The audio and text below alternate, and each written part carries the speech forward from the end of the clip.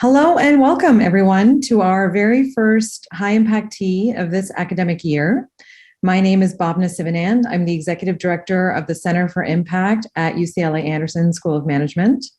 Our high impact tea events are quarterly speaker series events that feature social impact industry leaders sharing stories about their careers, their successes, lessons learned, and also some commentary about the social impact sector that they're speaking about in general. It's meant to be an informal forum for conversation and exchange of ideas among people committed to creating social, environmental, and economic impact around the world. So today we're really excited to introduce our two guests, Mary Nichols and Dr. Magali Delmas.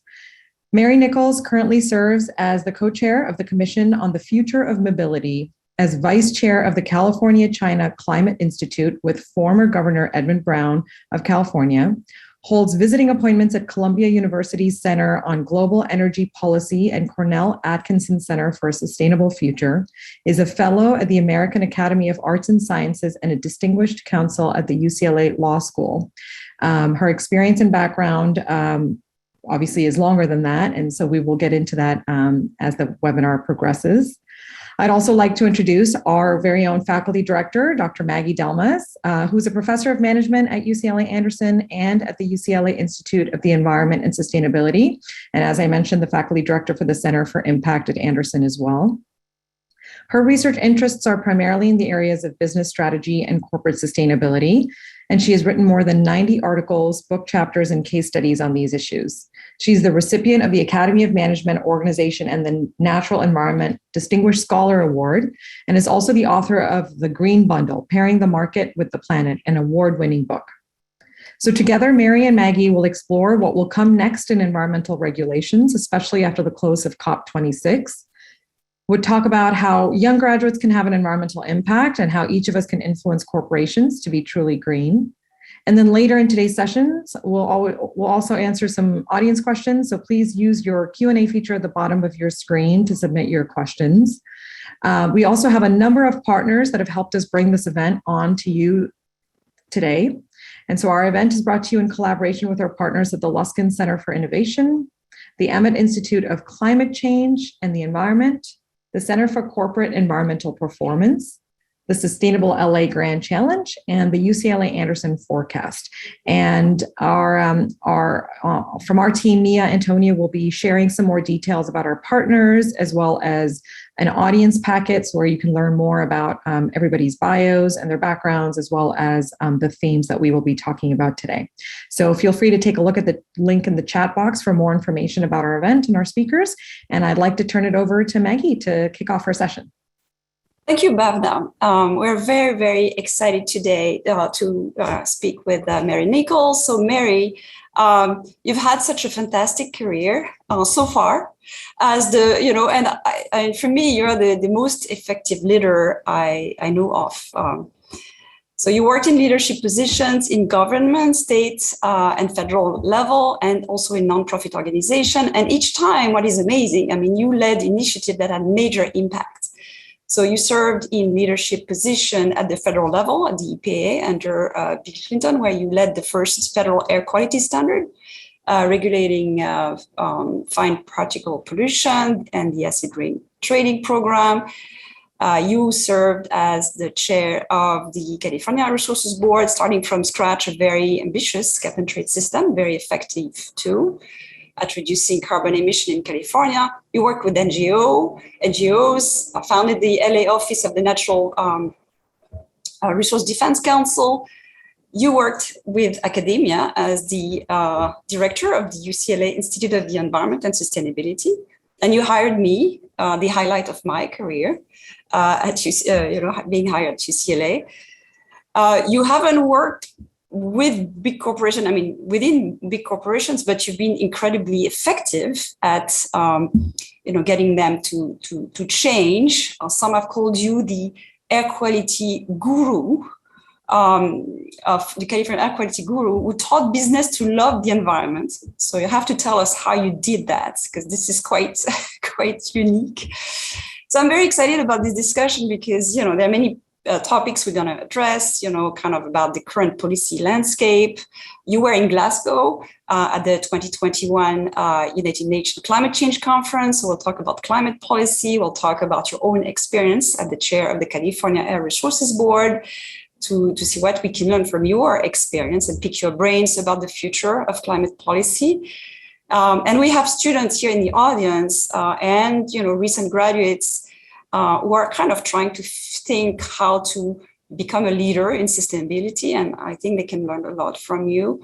We also have people who want to change career, who already are well advanced and want to change career. What can they do to be effective? So it's like an intimate setting, like it's just the two of us, it looks like, but there are 400 people registered. So I think it's fantastic. It shows how much people are interested in hearing what you have to say. So let's start with the recent news. What happened at Glasgow COP26 climate summit? At the end of the Glasgow summit, Alok Sharma, the British minister and the president of COP26, was very emotional in his kind of concluding comments, saying, I apologize for the way the process has unfolded. I'm deeply sorry. His voice was trembling. He had almost tears. So according to you, is there anything useful that happened at COP26? What's your take on what happened there? Well, yes, I think a lot that's useful happened at COP26. And actually, I was a little bit surprised, and I'm still not certain that I understand exactly what the criticism that bothered the secretary was. I believe there were sort of two elements. The people who were in the streets, and there were more people in the streets than ever before at one of these COPs, partly just because of the way it was located in downtown Glasgow, which is a developed, formerly industrial city. And the city made public space available for demonstrators, and demonstrators came from all over the world, and they did demonstrate, but they weren't inside the room with the negotiators, and they complained about that. So it may be that he took that mostly to heart, or it may be because others felt and said, maybe somewhat less dramatically, that the process this time didn't produce as much as everybody felt was needed, and certainly did not demonstrate how the world is going to reach the Paris goal of keeping warming under 1.5 degrees. So you could say it was either or both of those things, but actually, in terms of openness of the process, I've been to a few of these before. I haven't been to all of them, but since I started working with the California Climate Program back in 2007, I've been to most of these conferences, and there's always an element of the negotiators being locked away, doing their thing as diplomats and foreign service officers and so forth, while everybody else who's there is somewhere else doing symposia and speeches and talking to each other, which is by no means futile, but it doesn't directly impact on the negotiations.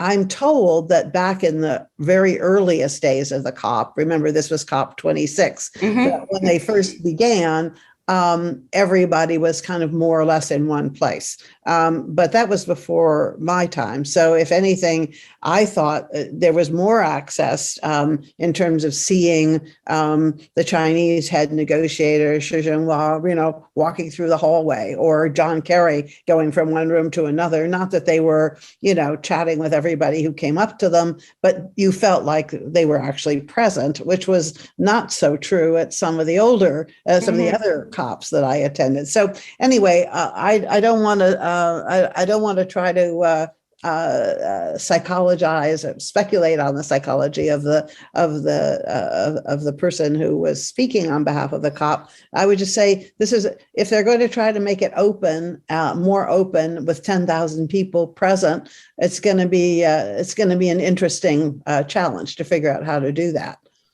So what was achieved then, according to you? What were the progress that were achieved at the COP26? Well, so again, recognizing that the goal of the COP is to have all the nations that signed the original agreement agree to further improvements and changes.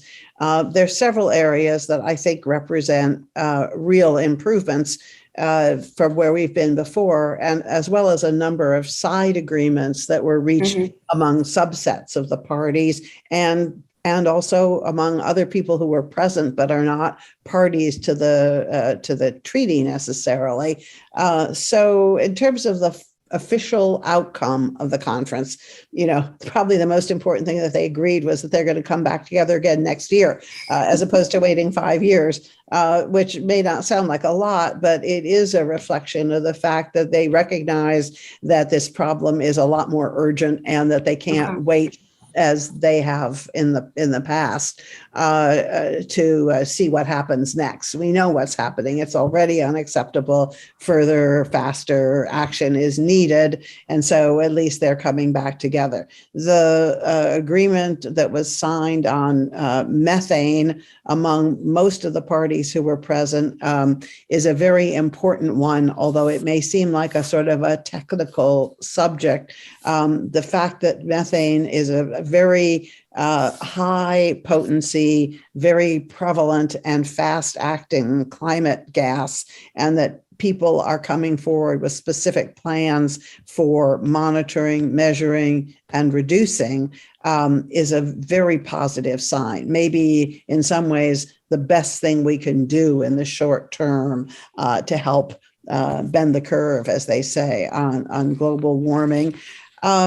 But the agreement does include some good language on countries working together, encouraging countries to work together, which some people who oppose any kind of trading program see as, too much of an encouragement to more cap and trade type programs, but which I think in general is sort of open-ended about how this would work, but reflects a need for the developed countries to work with others if you're going to have any impact on the actual problem here, which is both taking out of the atmosphere what's already there and preventing a buildup of gases at the rate that we're currently going. So all in all, it doesn't get, high marks for being all that it should have been, but it also, I don't think, should be dismissed as a failure. I think it's a step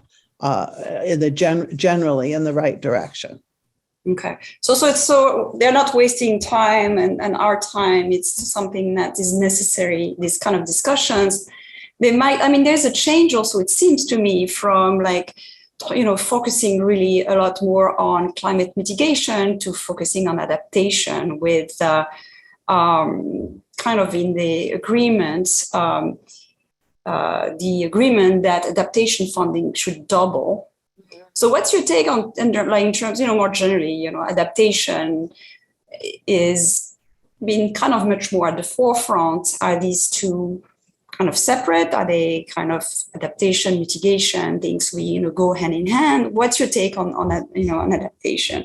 So as a policymaker, I've argued for years that there should not be this line between adaptation and mitigation of emissions, that you can't look at mitigation without recognizing the amount of warming that's already taking place and what needs to be done to adapt to it. And conversely, you can't treat the disease, if you will, without looking at stopping the making it worse. So solutions have to be developed that work in both spheres.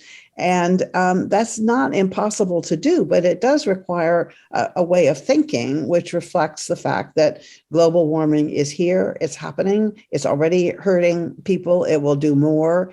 And it's the same time that technologies and solutions that involve cooperation among parties have to be looked at the same time.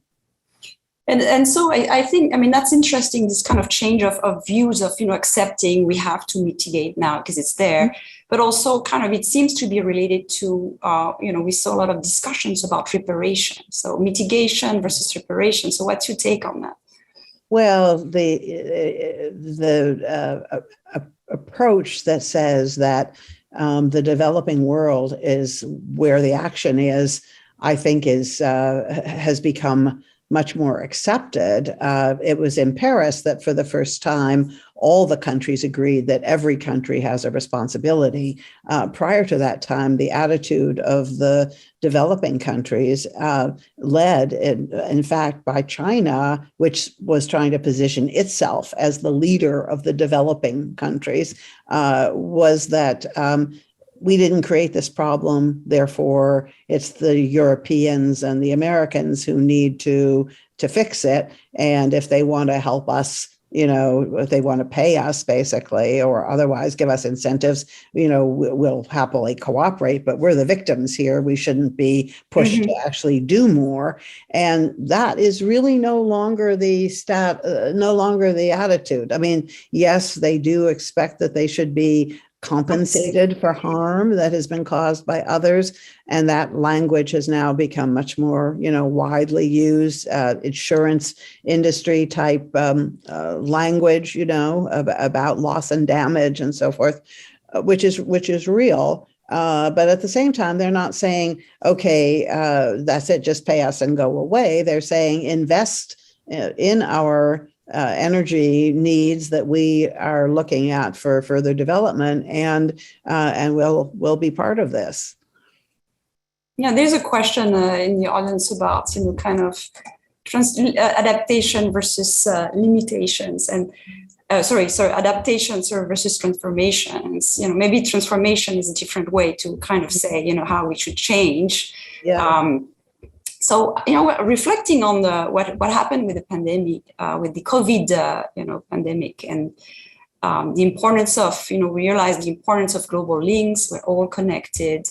The difficulty of countries and people to agree on policies. We see that with COVID, but also at the same time, we saw the incredible capacity of industry to innovate and find a vaccine. So, what do you think is there a vaccine for climate change? What would be the vaccine? What would be kind of the solution to solve this problem? Well, I don't think there's a single vaccine. Unfortunately, the use of fossil fuels is so completely embedded in our economies around the world that and has been since the Industrial Revolution, that there's not going to be one single way of eliminating future emissions. It's going to require all kinds of changes, all kinds of technologies, which is a hopeful and exciting area. But I think one of the things that COVID has already shown us is that a world in which businesses compete, as they tend to do, for who can get the first patent on something and then go out and make money on it, is not going to work for solving a global pandemic or a global crisis like climate change, for the simple reason that you have to collaborate and cooperate if you're going to really get the vaccine or the solutions out to the places where they need to be. There isn't enough money to be made just by the private sector acting alone to incentivize anybody to go out there and make the changes happen. And self-interest in the sense of saying, we from the developed and prosperous world should do this because in the long run we'll be better off, or our grandchildren will be better off than they would be otherwise, isn't enough of a motivation to make change happen among the private sector companies. So, or even among academics, frankly, because there's competition there too, to race to who's going to be, get the prize for leading on something. So I think that a new model of public-private responsibilities and public-private interaction is beginning to emerge in a thoughtful way. I heard some very interesting discussions from people in the private equity and investment world about the kind of regulatory architecture that they need to see in order to invest. You constantly hear people saying there's all this capital waiting on the sidelines. Everybody's just waiting to jump in. What are they waiting for? Well, they haven't been very clear about what they're waiting for. But, if the issue was, is global climate change really a problem? I think that question has been answered, not just by the IPCC, but now pretty much by society, right? I mean, don't you think they're waiting for regulation? I mean, yes, I do. They're waiting for a government to do something, right? Yes, without exactly. governments, we know voluntary pledges, and we've seen a lot of this at this COP26, right? A lot of kind of industry stating, we're going to reduce our emission by X, with this Glasgow Financial Alliance for Net Zero grants saying, we kind of Bloomberg and all the finance community saying we're going to jump on that. And yet it looks a lot as greenwashing. These are pledges without much, teeth. And I think we've seen that in 2000 also, when there was a lot more action on the government level, where industry said, we're going to do it. Don't worry, we don't need government regulation. We can do it. We know how to do this. And we care about that stuff. And then, change of government, and then everything goes, up. Well, of course, the elephant in the room, which everyone was too polite to mention, at least in the rooms that I was in, is that the United States, walked away for 4 whole years and said, not only are we not playing, but we're taking all of our cards with us. We're not going to have anything to do with you guys. So the fact that we came back, and that, the president himself showed up to say, we're back. John Kerry was everywhere. He got the Chinese to sign a statement that we all work together, even though both sides are, fighting with each other on many other fronts. They have agreed that they should agree to find some ways that they can at least both be working on the same issue at the same time.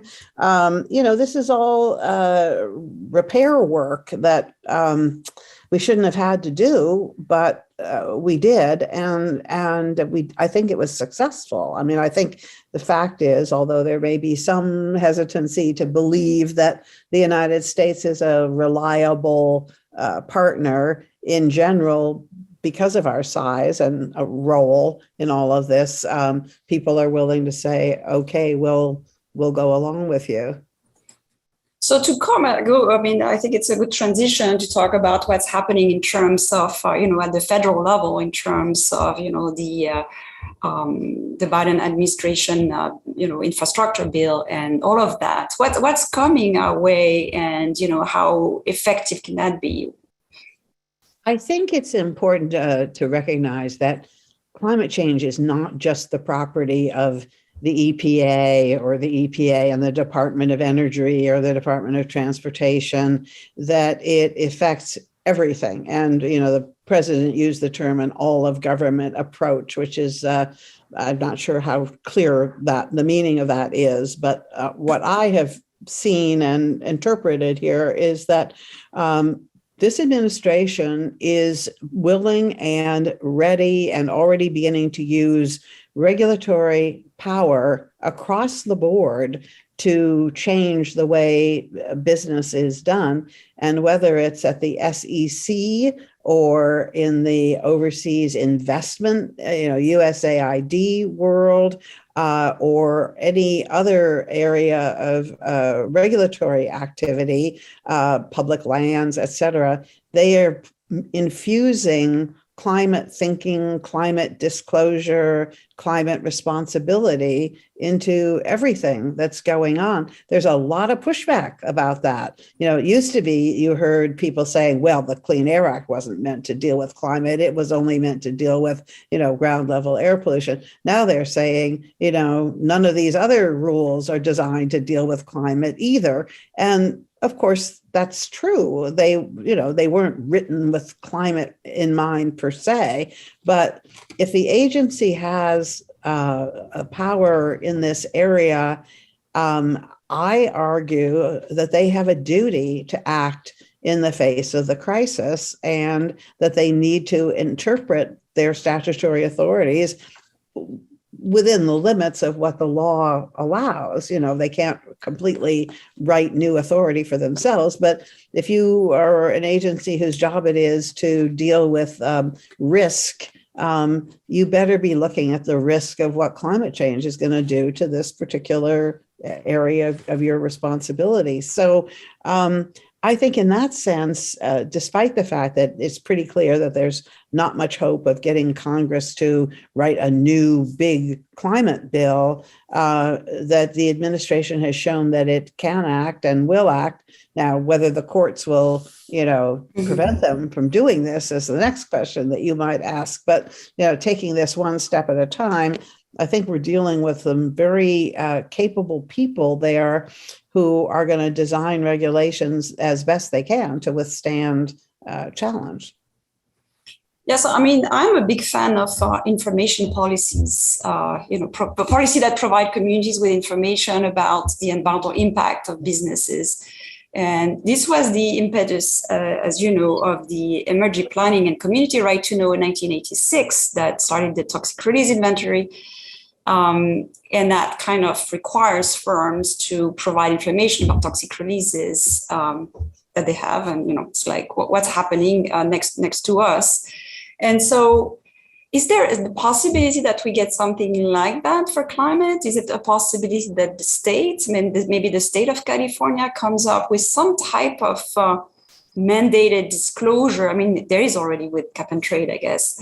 But beyond that, for firms to disclose information in a comparable way to avoid greenwashing, like we've seen with all these pledges, with net zero pledges and all of that stuff. Yes. And by the way, I think the net zero pledges are not frivolous. Not only do I think they're actually a positive intention and show a willingness to acknowledge the problem, but I also think that they could be made real. I think it's just that many of the entities that signed them don't really know what it means. They don't know how to do it. But that's different from saying they're just pretending to be good guys. I'm not vouching for their motivations, really. I'm just trying to say, I feel that there is a way that this can actually be made real if there's now the ability to use existing or new entities that have the ability to do certification, to do baselines, to create the kind of information that's needed. Then you're still going to have to grapple with the question of whether there should be offsets and what kind of carbon capture technologies would be allowed and so forth. But the first question, can you actually get somebody to develop a plan to reach net zero just because they made a pledge that they would do it someday off in the future? I think that has real possibility. So we're talking about, solutions like, the vaccine for climate change. And so we have, electrification, electric vehicles. Some people ask here, what do you view as nuclear? We have some solutions. So which ones do you think have the most kind of potential? Mm-hmm. Well, it's difficult for me to judge which technologies are going to be the winners and losers in this arena. And I'm not sure that it's even something I ought to try to have an opinion on. My opinion about how to do this is it's a question of defining the result that you're trying to achieve and setting appropriate deadlines, requirements, et cetera. And I do believe that competition can be valuable to demonstrate which technologies are really going to work. If the government is going to be a co-investor, which I guess they will have to be in some of these, I think I'm more in favor of spreading around some of the opportunities and some of the possibilities of failure, because it's clear that nothing is going to be 100% successful. No proposal can be assumed to either meet all the needs or to be completely free of unacceptable side effects or side effects that won't work in certain communities. So, you can have a test for government grant making or government investing in any of these areas that says, you've got to meet certain screening tests. It can't be disproportionately impacting on poor communities. It can't be, coming on top of another existing environmental problem that you're not going to address at the same time. You could come up with a bunch of criteria like that, but you still don't know for sure going into this what's going to work and what's not going to work. And that's, I think, one of the reasons why cities and states are so valuable is that they are, if they have the resources to work with, that they will make different choices that are suited to their own conditions.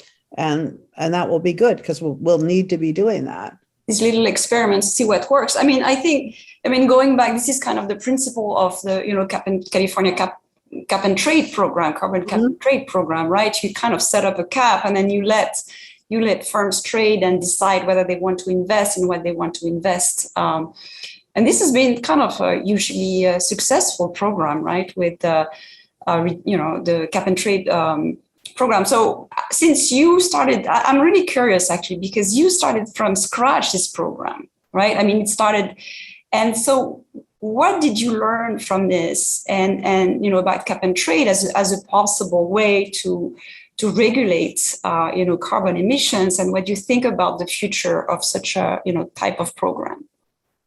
California's was the first, and except for now our partners in Quebec and briefly Ontario and emerging in some other states like Washington State.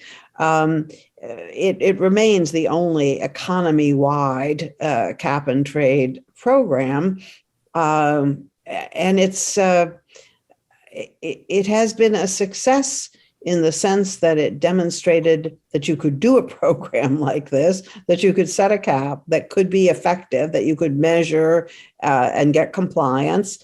And maybe just for people, just if you can explain just briefly the principle. So maybe. Yeah. So the way this program works is it covers most of the economy, including major stationary sources of emissions, down to the level of UCLA's generating station. And it also includes the suppliers of natural gas and gasoline. So it includes major fuels. It covers imported electricity as well as electricity that we generate in state. And every entity that's covered by this has to file information about their emissions that is verified by independent third-party monitors.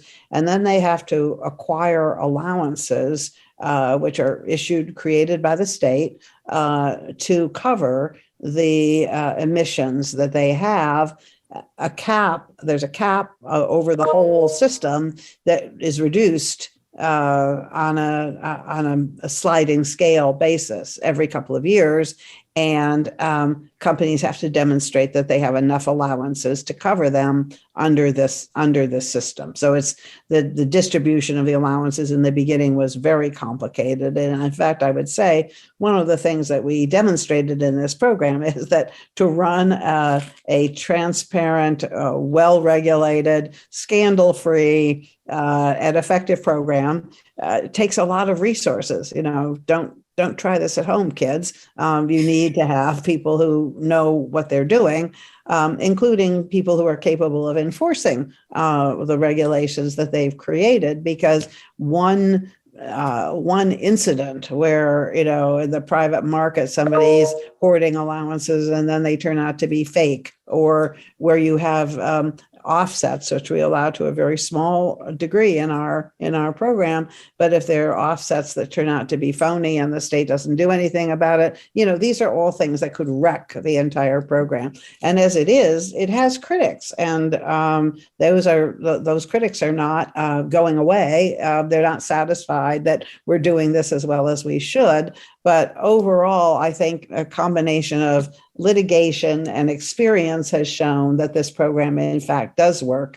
But it requires people to operate the machinery that make it work. So it has not resulted in, hundreds of people jumping up and saying, yeah, we want to be part of this. It's gotten a few and now it's very complex. I mean, it's very complex to understand and to manage. And but it's been effective, right? I mean, yes, it has been effective because it's worked in reducing emissions. The cap has gone down, the emissions have gone down. But then the criticism is, well, it wasn't very ambitious. You didn't set the cap low enough, and therefore the price was too low of the allowances. The price is going up very dramatically as people begin to realize that the state is serious about maintaining this all the way through to 2045. But in the meantime, there's still a question of how it fits with other regulatory activities. So there were some, particularly on the business side, although some also economists in the academic world who argued that the whole program should have been a cap and trade program, that we shouldn't have all these other extraneous regulations that we have, like our 100% renewable electricity target, which is real and embedded in regulation, or the low carbon fuel standard that CARB runs, or our emissions requirements for vehicles, our mandates for zero emission vehicles. These are all part of the total climate program. We're not making the cap and trade program bear the burden of doing all the work to reduce the emissions. It plays one part, but the main part is the cap, that there is a cap and that it's enforceable. So the idea of a cap and trade is kind of like you have a cap, and then some facilities are going to reduce and some are going to buy credit, so they are not going to reduce. And so there was all this kind of movement of communities saying it's unfair because we are, located next to one of these facilities that paid their way out. So did you anticipate that? Or, Yes, we did. No, that was one of the concerns from the very beginning. Even the Air Resources Board is not exempt from the California Environmental Quality Act. So we had to do an environmental impact analysis of the cap and trade rule before it could go into effect. And the issue of whether it could make the air quality worse in some communities, aside from the fairness or the impact on environmental justice, was an issue from a straight environmental perspective. Can you set up a system whereby nobody's air gets worse as a result of the program? And we did that. We accomplished that in the regulation itself. Again, it did not require as much in the way of cleanup of everybody as we would like, because we have other regulatory tools that we use to deal with regular conventional air pollution.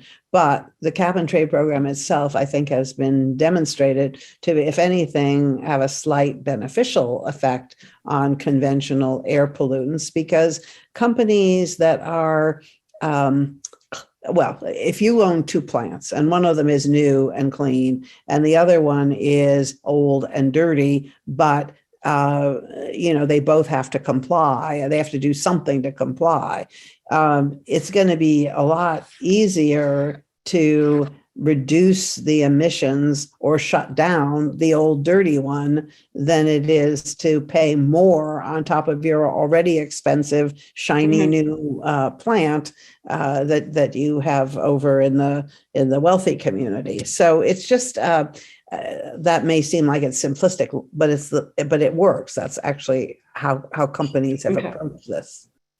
So I mean, on the you've had, like all this kind of experience working with businesses, and the cap and trade system is definitely, kind of a complex, sophisticated machinery that was put into place to change the incentives. So, I mean, I just wanted, some people, as I mentioned, have called you the California equality guru, who taught business how to love the environment. And so you made that a career of bringing industry on board and kind of shaping their kind of incentives so that they kind of pollute less. So what can you give us some examples? I know you were able to kind of, during the Trump administration, to get car manufacturers to agree voluntarily to, kind of reduce their emissions. What's your secret? How did you get that to happen? I mean, what were the things that you did in this negotiation that get them? It isn't a secret. Look, the heart and soul of the California air pollution program, and the thing that led to CARB, the agency that I was the chair of, to be given the responsibility for operating the climate program, is the fact that we had the ability to set emission standards for motor vehicles, and from that also to set standards for fuels, unlike any other state in the United States. And because we're a big market, close to 10% and of all new vehicle sales, and also a place that has a reputation for liking new cars, new technology, and so forth, we had the attention of the car industry for 40 years. And over that period of time, CARB developed a lot of expertise. We hired people who either came from the same schools as the ones that were going into the industry, or in some cases, people who left industry and came to CARB. And, there's some flow in both directions, but it has been a repository of expertise about how vehicle emissions work, how cars work, what it costs to do things, how the engineers think and design for a long time. And so we have the respect of the engineers, the people who actually are designing the drivetrains and building the vehicles. We've had the regulation, we've had the authority to regulate, and we used that authority, and we did it in a way that, despite friction and sometimes litigation and always disagreement, at the level of EPA granting us our waivers, there was always protests on the part of some of the companies. But over time, they learned that what we were asking for was achievable, and not only didn't hurt them economically, but by and large, either helped, as, for example, the great example being the catalytic converter, which allowed the companies to retune the engines so that they were more fuel efficient, and the cars themselves were, more nimble than they had been before. We did that. So they knew us, and they knew that we were politically not inclined to go demand things that that couldn't be done, that didn't make sense. We fought to protect our authority. We've fought in Congress and we've gone to court and many times to protect that authority. But at the end of the day, we believe that a robust, healthy auto manufacturing industry is a good thing. It's a good thing for not just for California. So it's a kind of being serious about the stick and still having some carrots. Yeah, both being. But so here we have, so clearly, of course, being the chair of the California Resources Board, you had definitely this, authority that was helpful. So if you are thinking of this new kind of generation, what can you say to them in terms of how they can be leaders in sustainability? What are the biggest holes? What action needs to be taken? What skills do they need? Any advice can you provide to them? Any advice that you can provide? So, Maggie, as I was thinking about our conversation here today, and I've had several occasions, I guess, in the last year since I stepped down from the chair at CARB to think about not only my past career, but what I wanted to pass on to the next generation. I think it seems very simplistic, but I will say it anyway, because I so often see this not being practiced, that wherever you are, whatever degree of authority you have, you need to use it.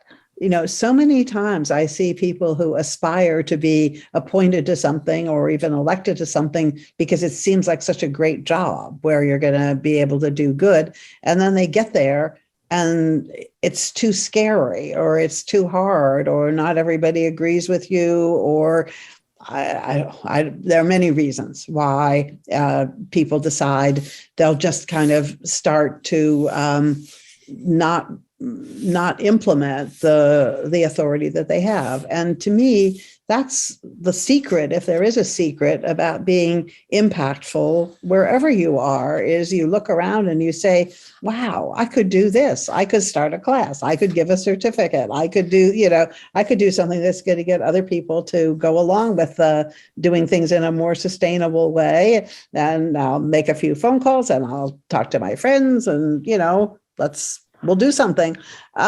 So that's maybe not a secret that I could patent, but I think it's important as a kind of a baseline for whatever it is you're going to do. And then when it comes to the overarching question of sustainability and what is sustainability, it's so complicated and it is difficult and there are disagreements. I saw questions in the chat. Somebody wonders why we are turning our back on nuclear and others say never nuclear. How do we proceed to make decisions and move forward in that kind of an environment? And so again, I think you have to become as well informed as is possible to be as a non-expert, perhaps, decision maker in your own life as a citizen,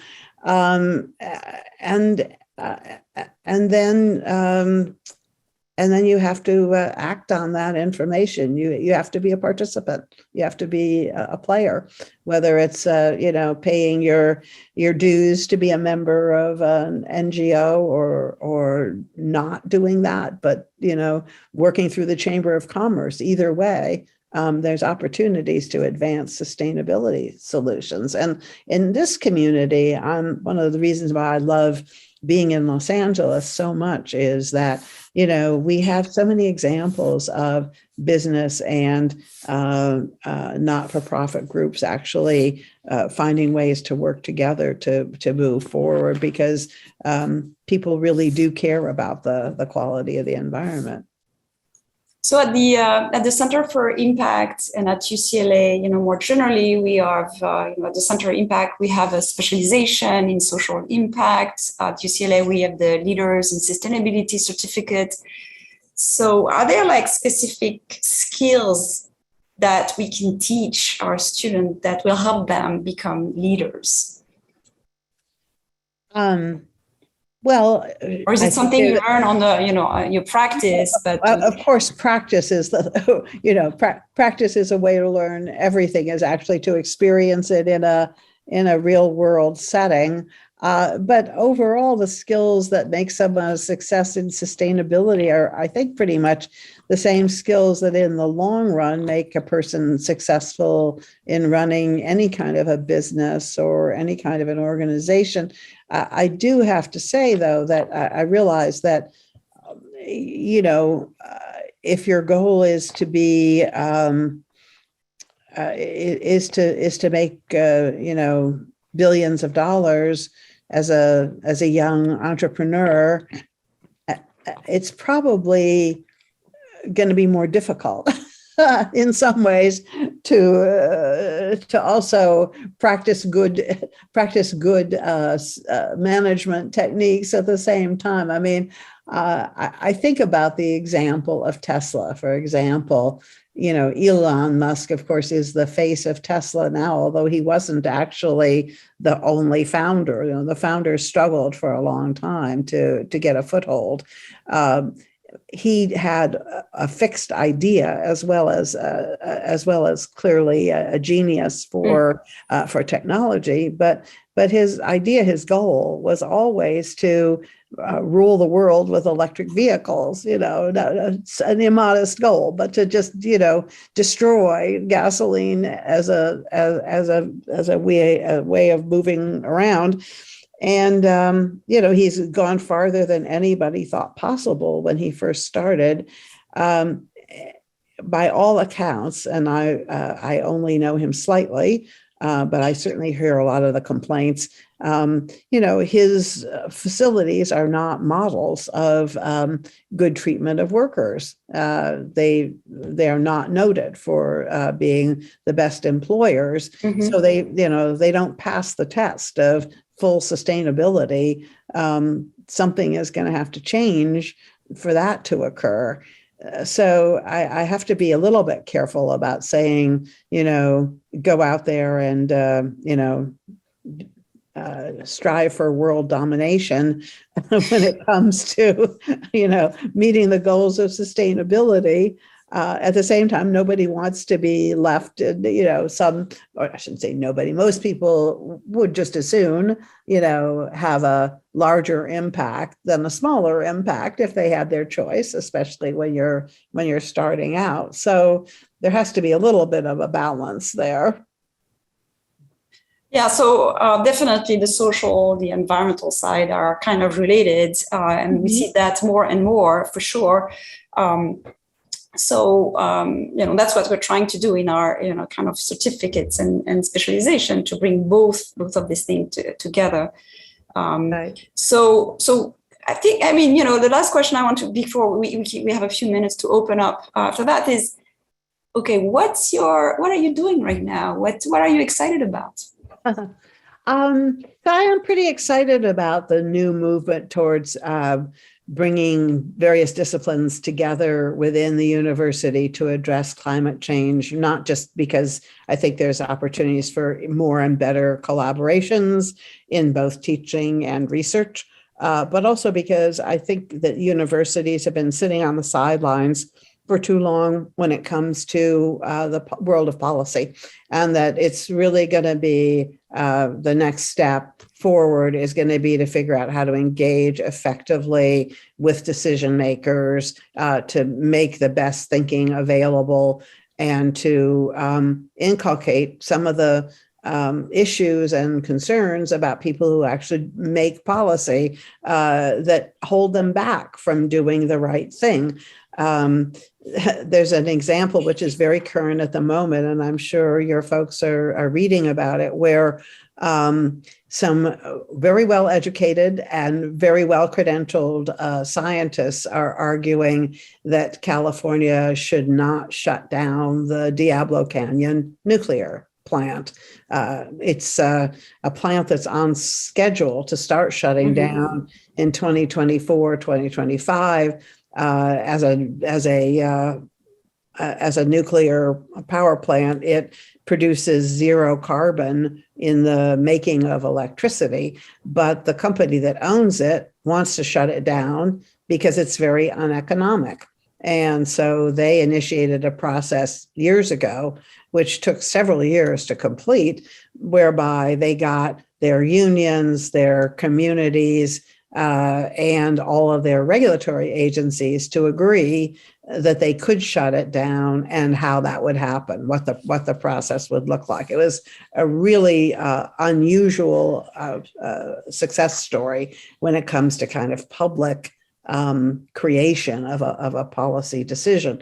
Now, some people are saying, well, gosh, why would you want to shut it down when it's working and it's zero carbon? And there's a couple answers to that, but one of them is that it's actually standing in the way of modernization of the power grid in that part of the state. And while it's true that the plant itself does not produce any carbon when it makes its electricity, it isn't renewable electricity either.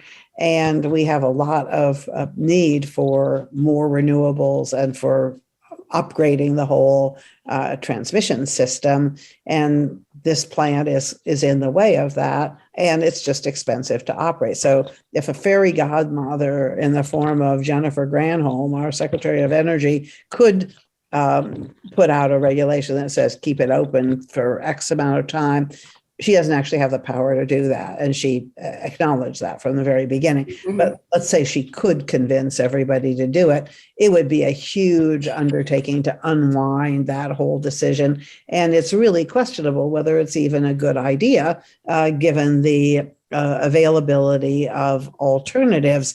But this is the kind of thing that it happens over and over again. Every time you think a decision has been made, something comes along, and whoever was unhappy the first time around, which in this case is the nuclear industry, wants to start and let's reopen it and start all over again.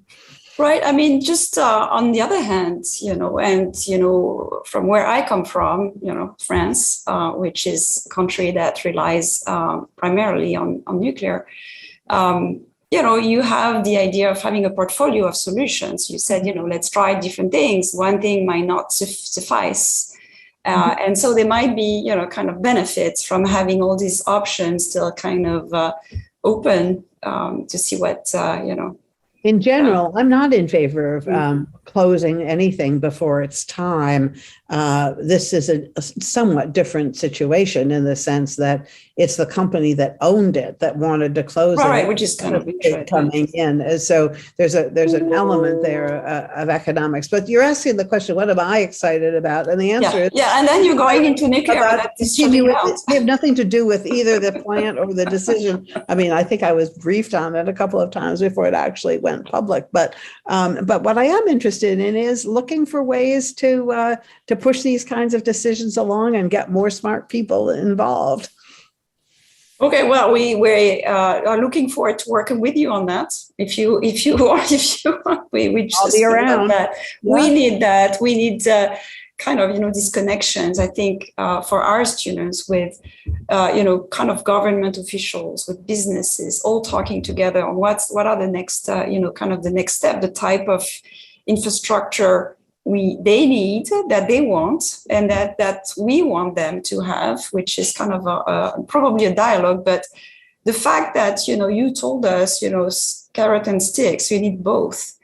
Mm-hmm. Companies are not going to move without that threat of regulation or without a structure in place that provides them the right incentives right at this point. So we need to learn what they are, and learning from the cap and trade experience, what's the next type of regulation? Are we continuing on that? Are we going to carbon tax? All of these questions are going to be, really super important. And we need your help at UCLA. So we're so glad that you're saying that you're excited about this. We're excited.